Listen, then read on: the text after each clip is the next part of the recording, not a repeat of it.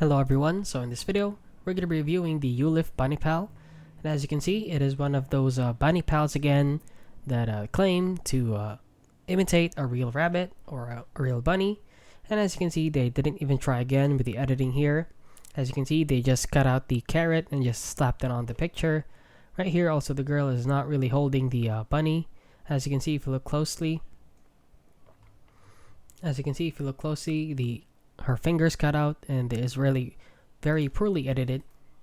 And as you can see from the product itself, this one is very AI generated, and it costs $24. So please do not buy this.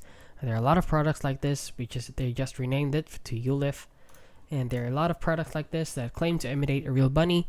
However, it is not a real bunny. It doesn't imitate the real bunny, and it's not even close. So please do not buy this. It is a scam.